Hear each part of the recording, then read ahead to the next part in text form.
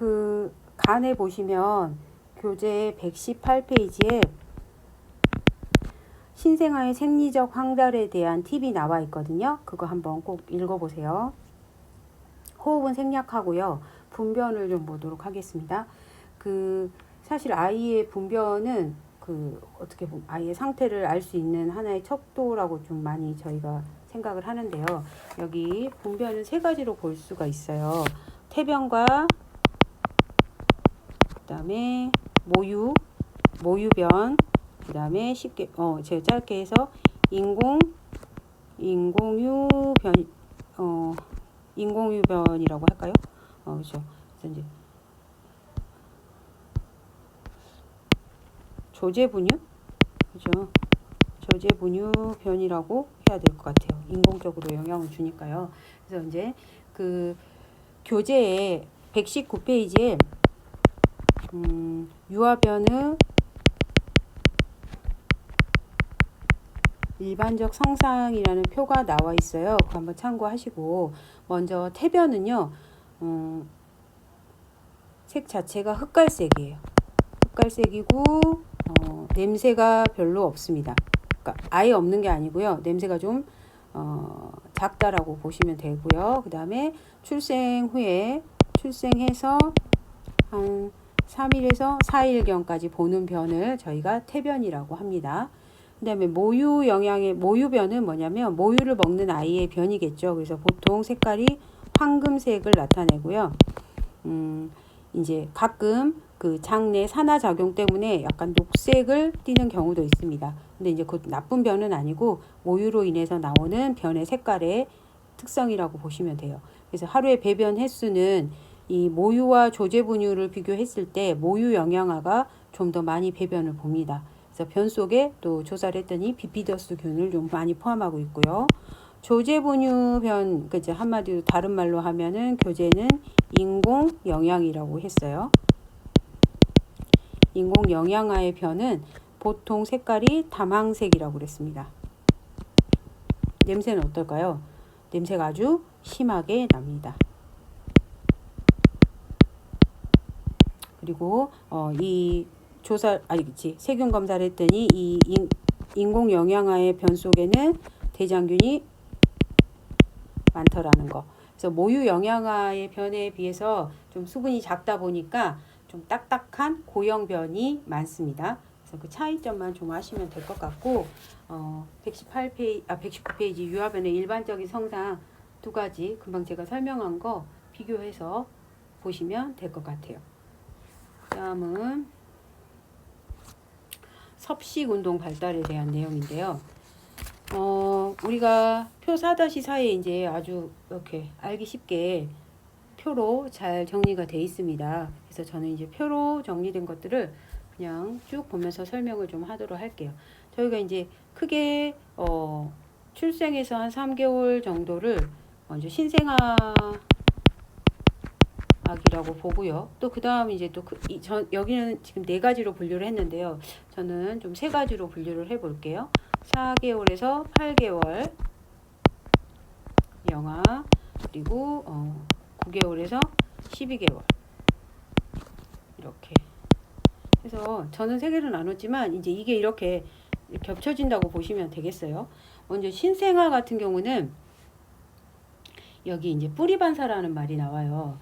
입 주변이나 볼을 이렇게 살짝 건드리면 그 신생아가 그 자극이 있는 쪽을 향해서 얼굴을 돌려 이렇게 입을 움찔움찔 하면서 젖을 먹으려고 하는 그 반사가 일어나는데 그걸 이제 뿌리 반사라고 하기도 하고 포유 반사라고도 하더라고요.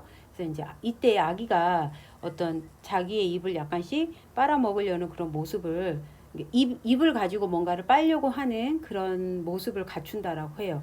그래서 이제 이 반사를 스스로 함으로써 아이는 모유가 됐든 우유가 됐든 분유가 됐든 이런 것들을 이제 영양분을 섭취할 수 있죠. 아이가 빨아먹지 않는 이상은 저희가 뭐 억지로 숟가락, 수저나 이런 걸로 넣을 수는 없으니까요. 그래서 이제 젖을 빨고 있는 그 신생아들이 기본적으로 이제 이런 행동 발달을 할 수 있다라는 거. 고개를 어느 정도 조금씩 들 수 있고 혀 내밀기 반사도 할 수 있고요. 이때 이제 섭취 가능한 식품으로는 모유나 저제유. 근데 이제 단지 어떤 것으로 모유는 젖으로 섭취시킬 수 있고 조제유는 젖병으로만 섭취가 가능하다라고 보시면 돼요. 그래서 이제 이 시기에는 빨기를 하다 보니까 뭔가를 이렇게 꿀꺽 삼키는 행동이 아직 발달하지 않습니다. 그래서 숟가락으로 어떤 음식을 줬을 때 3개월까지는 받아 먹는다는 건 사실 정말 힘들고요. 혹시 만약에 주더라도 음식물의 일부가 다시 입 밖으로 나올 수 있다라는 점을 좀 아시면 좋겠어요. 그래서 이제 4개월 정도가 딱 되면 이때 이제 숟가락을 잡을 수가 있어요. 그리고 이제 앉을 수가 있고 이유를 시작을 합니다. 그래서 숟가락을 잡고 뭔가를 이렇게 그 젖을 빨던 혀의 움직임이요. 여기 보시면 혀의 상하 운동이 전후방 운동으로 전환된다 그랬어요. 이 말이 이제 무슨 말이냐면 혀의 움직임이 처음에는 앞과 뒤로 이렇게 했잖아요. 근데 이제 이 전후방 운동, 앞과 뒤로 바뀌면서 숟가락으로 이렇게 떠먹여도 혀로 앞으로 와서 내밀었다가 뒤로 가면서 꿀꺽 삼키게 되는 거죠. 그냥 쪽쪽 빨았던 거에서 이 전후방 운동이 만들어지기 때문에 뭔가를 떠먹여도 잘 받아 넘기는 그런 시기가 바로 4개월 이후가 됩니다. 그리고 이제 머리를 가누다 보니까 본인의 손으로 또 어때요? 물체를 잡을 수 있고 주먹과 장난감을 뺀다 그랬잖아요. 이러다 보니까 본인이 젖병을 잡을 수 있는 또 엄마의 젖도 잡을 수 있는 시기가 이 시기고요. 6개월이 되면 아기는 이제 또 눈에 보이는 물체를 자기가 직접 쫓아가지고 자기 손으로 잡을 수가 있어요. 근데 이제 다 아실 거예요. 손으로 이렇게 잡으면 바로 어디로 갑니까? 이 시기 아이들은 뭘 딱 손으로 잡으면 바로 입으로 가져갑니다. 그래서 이때 이제 아이들이 잡을 만한 것들 위생적으로 관리해야 되는 게 맞죠. 왜냐하면 잡으면 무조건 입으로 가니까요. 이때 섭취 가능한 식품으로는 미음류, 곡류나 거른, 가채, 과일즙 등 이런 유동식을 조금 먹일 수 있는 시기입니다. 그래서 이제 5개월부터 낯가림이 뚜렷해지고 이제 좋고 싫음의 표현이 더욱더 진행된다. 결국에는 좋고 싫음의 표현이 생기다 보니까 낯가림이 좀 심해지는 것 같아요. 그다음에 이제 또 이제 이 시기에는 그쵸 이제 혀 운동이 다양해지죠. 한 6개월에서 8개월까지는요, 씹을 수 있는 턱의 움직임이 이제 같이 발달을 하거든요. 혼자 앉을 수 있는 시기예요. 그래서 아마 이유식 먹을 때, 이렇게 그 바운서 같은 의자에 아이를 앉혀서 이제 혼자 앉을 수는 있지만 뒤로 넘어가거나 이런 거 이제 하려고 바운서가 맞나? 저 때는 그런 게 없었는데 저희 조카들 보니까 그래 딱 앉는 의자가 있더라고요. 그래서 이제 그런 의자에 딱 앉혀가지고 아이들이 이유식을 딱 받아 이렇게 먹을 수 있게끔 그리고 또 뭐 이렇게 테이블 같은 것도 있어서 자기가 숟가락을 잡고 먹을 수 있는 시기가 되는 것 같아요. 그래서 숟가락으로 잘 받아 먹기도 하고 젖병 들고 혼자 먹을 수도 있고 손에 힘이 생기니까요. 그래서 씹는 운동이 시작이 되다 보니까 이제 유동식에서 한 9개월, 8개월까지는 부드러운 고형식을 먹을 수가 있습니다. 그래서 이제 9개월에서 12개월 이 정도 이제 접어서면 이제 그쵸 일어서는 아이들이 생기고요. 이때부터는 아이들이 엄마 젖을 좀 거부하는 아이들이 생긴대요. 이유가 뭐냐면 이유식을 시작을 해서 모유나 우유와 다른 것들을 접하다 보니까 조금 뭐라 그럴까 그런 이유식을 통해서 이런 걸 접하다 보니까 처음에는 갈아진 음식 먹다가 그쵸 이가 나면서부터 한 12개월쯤에는 이제 저작 기능이 충분히 발달하다 보니까 우리가 또 아주 잘게 다진 거 이런 거 먹을 수 있잖아요. 부드러운 거는 뭐 그냥 꿀꺽 삼킬 수 있고 이러다 보니까 이 시기에는 이제 분유나 어떤 모유를 거부할 수도 있다라고 합니다. 그리고 또 이제 이때 정말 중요한 게 아이들이 어른들 하는 것을 그대로 따라 하려고 하는 시기라고 보시면 돼요. 그래서 음식 담겨 있는 포장 용기를 보고 또 그게 무엇인지 알아차리기도 한다라고 합니다. 그래서 작은 물체를 손가락으로 잡는다 그랬죠. 엄지와 검지로 이렇게 물체를 잡을 수 있는 시기가 바로 이제 10개월, 11개월, 12개월이에요. 그래서 이제 이러다 보니까 작은 물체를 손가락으로 자기가 스스로 잡을 수 있으니까 부모님한테 의존하기보다는 자기가 흘리던 흘리지 않던 뭐 날아가든 본인이 숟가락을 잡아서 먹으려고 시도하는, 그러니까 고집이 점점 세지는 시기죠. 그래서 좀 더 강한 이제 고형식으로 식품의 형태를 좀 바꿔주시고 숟가락과 컵으로 스스로 먹게 도와주셔야 되는 시기가 이제 이 시기가 아닌가 싶어요. 그래서 제가 그때 홍어 먹는 친구 이야기 했었잖아요. 그 친구도 어떻게 보면 그 익숙하다 보니까 맛에 한번 익숙해져 버리면 이제 선호하게 되는, 선호 식품이 되는 거죠. 그런데 이제 제가 우려하는 건 아이들이 식품을 스스로 선택할 수 있는 영아기 때는 아직은 영유아기, 그러니까 유아기도 초기 단계에는 스스로 식품을 선택하는 게 아니기 때문에 어떻게 보면 다양한 음식을 엄마나 아니면 그 시기를 담당하는 분이 마음대로 먹일 수 있는 시기는 이 시기인 것 같아요. 이유기부터 해서 이유기 후반, 그 다음에 이제 밥식으로 넘어가는 그 단계가 정말 아이가 고집 부리지 않고 주는 대로 마음껏 먹을 수 있는 시기다 보니까 이때 조금 섭취 가능한 식품의 다양성을 부여하시면 좀 더 아이들이 편식을 좀 완화할 수 있지 않을까라는 생각을 해봅니다. 그래서 영아의 섭식은 이런 식으로 단계별로 이루어진다라는 거 살펴봤습니다. 그러면 이제 저희가 성장도 받고 신체 발달도 받잖아요. 그럼 이런 영아들이 영양 관리를 어떻게 해야 되는지 에너지부터 보도록 할 건데요. 사실 신체 성장이 굉장히 급속도로 일어난다라고 저희가 영아기를 규정을 하잖아요. 그러다 보니까 영아기에는 체중 1kg당 에너지라든지 또 영양소 필요량이 사실 그 어느 생애주기보다도 좀 많이 필요합니다. 그래서 이제 우리가 영아기의 어떤 그 영양소 섭취 기준을 보면 지금 쭉 나올 건데요. 두 가지로 분류를 해놨어요. 0에서 5개월, 6에서 11개월 이렇게 이제 두 가지로 크게 소분류라 그래야 될까요? 이렇게 분류를 해서 에너지 제시해놨고 탄수화물, 단백질 이렇게 제시를 했습니다. 그런데 이제 이렇게 제시하기 전에 일단 영아기에는 뭘 섭취를 해야 됩니까? 모유를 섭취를 해야 되잖아요. 그래서 영아의 영양소 섭취 기준을 설정할 때 기준이 평균 모유량을 먼저 기준을 잡고 에너지, 탄수화물, 애들이 에너지, 탄수화물, 단백질 이런 것들을 설정을 했어요. 그래서 평균 모유량도 똑같아요. 이 소분류가 0에서 5개월, 그 다음에 6에서 11개월 이렇게 나눴습니다. 그래서 0에서 5개월에는 하루에 780ml를 먹으라고 제시를 했고요. 6에서 11개월은 이때는 모유의 양이 늘어날까요? 줄어들까요? 모유의 양이 당연히 줄어들겠죠. 600ml입니다. 왜요? 이유가 뭘까요? 그쵸. 이때는 모유량은 줄어들었지만 그쵸. 이유식으로 나머지 에너지를 맞춰주기 때문이에요. 이유식이 플러스 되는 시기라서 그렇습니다. 그러면 먼저 에너지를 보도록 할게요. 일단 영아는 단위 체중당 에너지 필요량이 가장 높은 시기라고 그랬어요. 왜냐? 신체 성장이 굉장히 급속도로 일어나고요. 또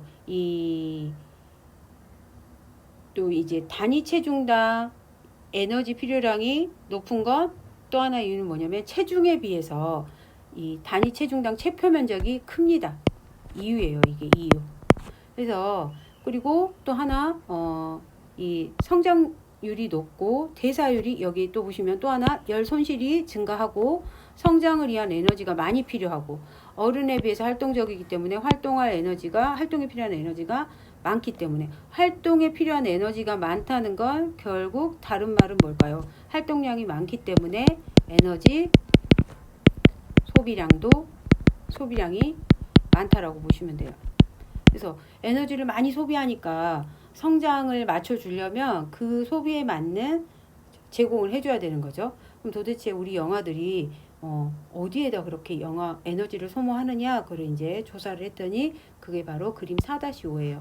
영아의 에너지 소모 요인과 그에 따른 에너지 필요량을 이제 리서치를 통해서 이렇게 해놨는데 휴식 대사, 성장, 활동, 식이성 발열 이런 것들이 다 영아의 어떤 에너지 소모 요인이 되더라라고 했고요. 그러면 이런 것들을 바탕으로 영아의 에너지 필요 추정량을 계산을 했어요. 그래서 신장, 체중, BMI 지수까지 고려해서 계산을 했더니 0에서 5개월은 얼마가 나왔습니까? 하루 500kcal, 6세에서 11세는 600kcal가 설정이 되었습니다. 그래서 이제 이런 에너지 필요 추정량은 일단 먼저 이 연령대의 에너지 소비량과 그 다음에 성장에 필요한 에너지 축적량을 더해서 만들어진 결과라고 보시면 되겠어요. 그래서 이거 이제 2020년 한국인 영양소 섭취 기준으로 바뀐 거 보시면 되겠어요.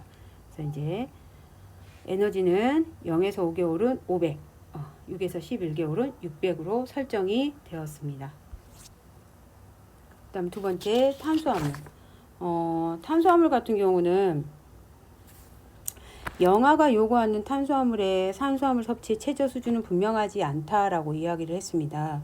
그래서 이제 우리가 생후 1년간 모유로부터 섭취하는 탄수화물 양이 가장 바람직한 탄수화물 수준이라고 이제 간주되고 있는데, 그런 것을 통해서 또 계산을 했더니 어떻게 되었냐면 우리가 교재에 보시면 탄수화물에 대해서 또 어떤 내용이 나와 있냐면, 영아기에는 총 에너지의 60%를 어디서 사용한다 그랬냐면 두뇌에서 사용을 합니다. 그래서 4세까지 두뇌 성장에 사실 탄수화물 뿐만 아니라 뭐 단백질도 중요했지만, 그래서 이제 그러다 보니까 포도당 요구량은 체중당 성인에 비해서 상당히 높다라고 되어 있어요.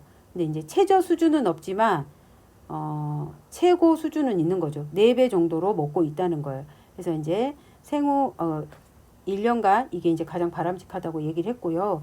여기 그런 걸 토대로 필요한 양과 이런 거를 계산을 했더니 얼마가 나왔냐면 탄수화물 충분 섭취량이 0에서 5개월은 60g, 6에서 11개월은 90g으로 이렇게 나왔습니다. 그래서 이제 이것도 이걸 하는 기준은 제가 앞에서 말씀드렸죠. 모유 섭취, 이 모유량을 기준으로 했다는 거 잊으시면 안 돼요. 여기 나와 있죠. 780, 600. 그래서 같이 섭취하는 거, 모유를 항상 먹기 때문에 이 섭취량을 이렇게 생각을 하셔야 됩니다. 그래서 근데 이제 그 125페이지에 뭐라고 나와 있냐면, 하나 특이점이 모유에는 이제 식이섬유 부분에 대해서 나왔어요. 모유에가 자체적으로 식이섬유가 있지 않아서 모유를 섭취하는 0에서 5개월 영아의 식이섬유 충분 섭취량과 또 어때요? 이제 6에서 11개월 영아 이런 경우에는 이제 딱히 0에서 5개월까지는 이 시기에 모유를 먹고 이유식을 하지 않다 보니까 충분 섭취량 같은 양을 따로 설정하지는 않았어요. 하지만 이제 6개월 이후부터는 이유식을 하다 보면 채소라든지 이런 것들을 통해서 식이섬유를 먹을 수 있기 때문에 이제 뭐 증가할 것이다라고 예상은 하지만 그 어떤 근거가 명확하지 않기 때문에 여기도 마찬가지로 충분 섭취량을 제시하지 않았다라고 합니다. 이제 식이섬유에 대한 부분은 어쩔 수 없는 것 같아요. 그 다음에 단백질 볼게요. 단백질 같은 경우는 우리가 출생했을 때 체중의 한 11%가 체단백질이라고 보거든요. 신생아를. 그런데 1년 정도가 지나면 14.6으로 조금 증가를 한다라고 해요. 그래서 이제 그 말은 무슨 말이냐면 단백질이 체내에 축적된다라는 걸 의미를 한대요. 그래서 늘었기 때문에. 그래서 이제 그걸 근거로 단백질도 섭취 기준을 계산을 했습니다. 그래서 체중당 했더니 0에서 5개월은 단백질의 충분 섭취량 10g이고요. 6에서 11개월은 15g을 권장하고 있습니다. 그래서 이제 이것도 교재 125페이지에 보면은 이렇게 계산이 된 이유가 설명이 되어 있어요.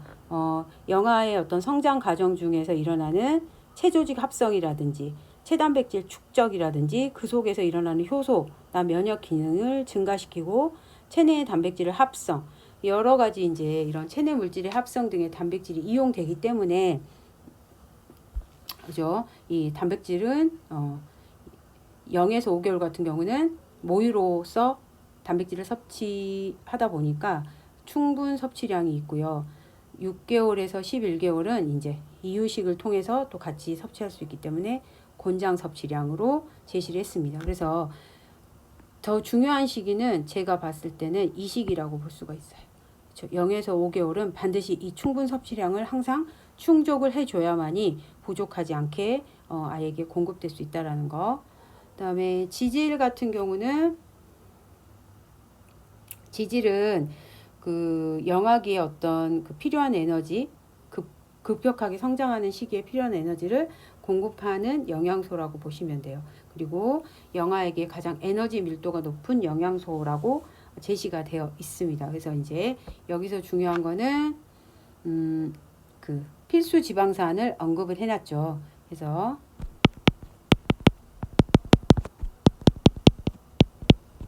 필수 지방산 세 가지 다 알고 계시죠? 리놀레산, 리놀렌산, 아라키돈산 있잖아요. 그런데 이제 그 중에서 리놀레산과 리놀렌산, 그다음에 리놀렌산이 아주 중요하다라고 되어 있습니다. 그래서 이제 특히 리놀레산 같은 경우는 아이의 성장이라든지 피부염 예방에 필수적인 물질로 최소 필요량이 총 열량의 1% 정도이지만 정말 적정 섭취량은 4에서 5라는 거예요. 그러니까 최소 뭐 1 정도면 상관은 없지만 그래도 아이의 이런 어떤 피부염이나 성장에 적절하게 작용을 하려면 4에서 5% 정도는 아이에게 섭취를 시켜야 된다라고 권장하고 있다라는 거. 그래서 여기 표 4-8에 보시면 영아의 지질 충분 섭취량이라고 해가지고 여기서는 이제 충분 섭취량이에요. 그래서 충분 섭취량으로 리놀레산, 알파 리놀렌산, DHA 이렇게 이제 세 가지 분류를 해놨네요. 그래서 이제 일단 오메가3계 지방산을 좀 적게 먹는 아이들은 피부가 마르고 두터워지면 성장이 좋지 않다라고 그랬어요. 그래서 리놀레산 같은 경우 어떻게 하라고 그랬냐면 100kcal당 50mg 이상은 먹어줘야 된다라고 했습니다. 그래서 이제 여기는 지금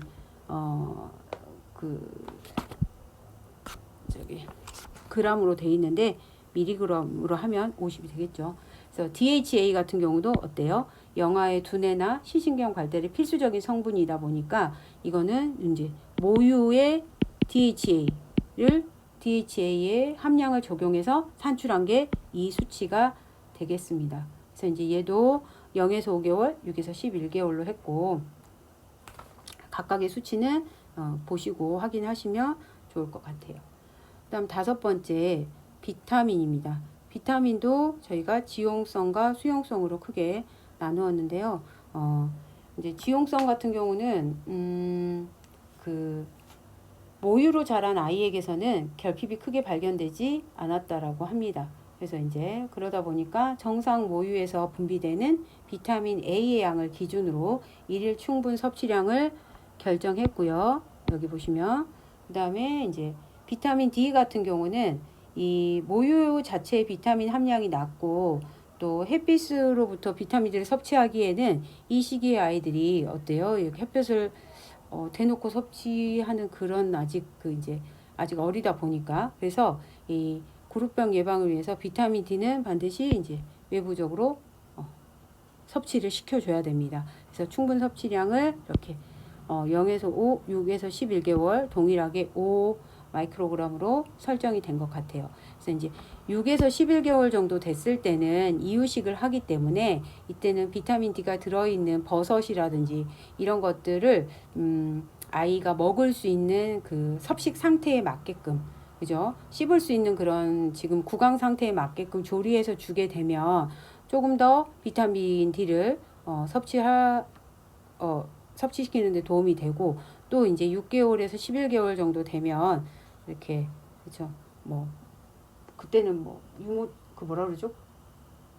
그 유모차라 그러죠. 갑자기 생각이 안 나가지고 유모차 같은 거 타고 아이들이 이제 외부에 나오다 보니까 햇볕을 통해서 비타민 D를 비타민 D를 또 흡수할 수가 있겠죠. 그다음에 비타민 E 같은 경우는 얘도 마찬가지로 모유 수유를 하는 그러니까 지금 보시면 여기에 나와 있는 탄수화물이라든지 단백질, 지방, 뭐 비타민 이런 것들은 기본적으로 전제 조건이 뭐예요? 모유 수유. 이게 전제입니다. 그래서 제가 앞쪽에서 여기 모유 수유 평균 모유량을 이렇게 말씀드렸잖아요. 얘가 모유 수유를 기본으로 깔고 그렇게 하는 영아들을 기본으로 해서 이제 에너지량을 뭐 각각의 영양소의 충분 섭취량, 곤장 섭취량이 계산이 되었다는 거 이제 그거 좀 아시고 일일이 이 밀리그램 수를 다 외워서 제가 뭐 시험에 내진 않겠지만 그래도 기본적으로 이것들의 바탕이 된 기준이 무엇인지는 아셔야 될 것 같아요. 그래서 이제 이렇게 비타민 D처럼 그 1단계, 2단계라고 정기 후기라고 그래야 될까요? 영하기 정기와 후기가 동일한 양인 것도 있지만 또 동일하지 않은 것도 있다는 거 보시면 될 것 같고요. 그 다음 여기 수용성 비타민 충분 섭취량 같은 경우도 여기도 마찬가지예요. 여기도 모유 수유를 기본으로 해서 일단 티아민, 리보플라민, 니아신, 비타민 B6, 엽산, 비타민 C까지 설정이 되어 있습니다. 그래서 이제 일단 그 모유에서 공급되는 것들을 제외하고 모유 영양화가 성장이나 이런 발육에 있어서 그 상태를 정상적으로 유지할 수 있는 그 양을 고려해서 제시되었다는 거. 그렇죠? 모유가 가지고 있는 것만으로는 성장에 부족하다라고 했기 때문에 이 정도를 더 먹으라고 충분 섭취량, 곤장 섭취량 이런 식으로 제시했다는 걸 아시면 될 것 같아요. 그래서 이제 비타민 C 같은 경우에는 그 다행히 모유에 상당히 비타민 C가 많아가지고 모유만 먹여서도 비타민 C 함량을 충분히 섭취를 시킨대요. 그래서 계열병 같은 걸 예방할 수 있고 또 어떤 새로운 조직을 빠르게 형성하는데 그런 부분이 왕성한 영유아 같은 경우는 또 더욱 많은 양이 공급이 되어야 한다라고 교재에 설명이 되어 있습니다. 그래서 이제 다행히 모유의 비타민 C 함량이 높다 보니까 또 아이들의 그 당시에 어떤 계열병 예방에는 모유가 또 도움이 되는 걸 알 수가 있습니다. 그럼에도 불구하고 이제 충분 섭취량이 여기 각각 다 제시가 되어 있는 걸 보실 수가 있을 거예요.